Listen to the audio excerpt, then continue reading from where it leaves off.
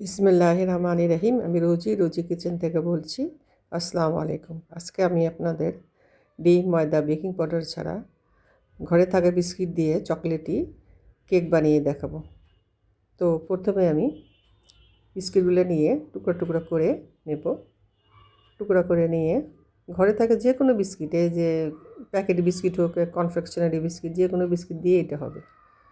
তো আমি বিস্কিটগুলোকে ভেঙে একটা ব্লেন্ডার জারে নিয়ে নেব। নিয়ে এটাকে ব্লেন্ড করে নেব। যে ব্লেন্ডার জারে নিয়ে নিলাম।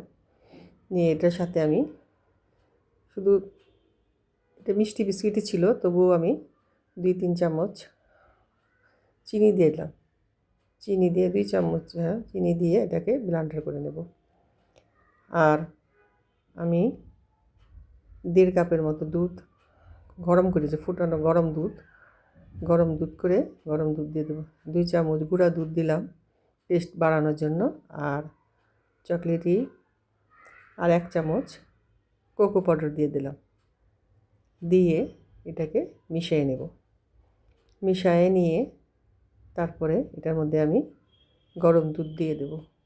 প্রথমে 1 কাপ দেব। যে গরম দুধ দিয়ে দিলাম। দিয়ে এটাকে একটু তেলও দিলাম গ্লেসি হওয়ার জন্য।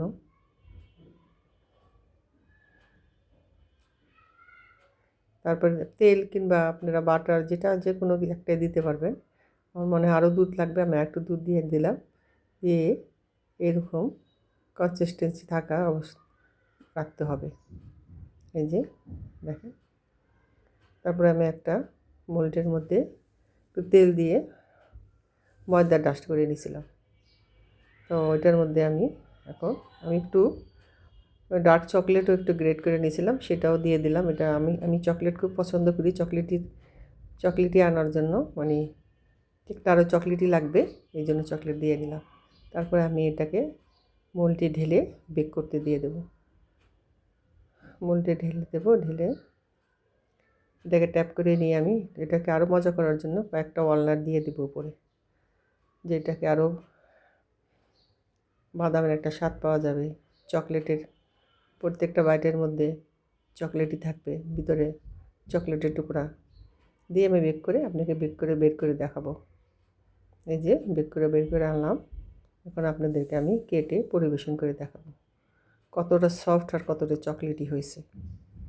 যে দেখেন, প্রত্যেকটা ভিতরে চকলেট, আর খুবই সফট, একদম সফট যে কাটাই যাচ্ছে না। তো আমি এটাকে পরিবেশন করে দেখালাম। আপনাদের আমার ভিডিওটা যদি ভালো লাগে, প্লিজ লাইক, শেয়ার, কমেন্ট করে পাশে থাকবেন, আমাকে সাপোর্ট করবেন। ধন্যবাদ।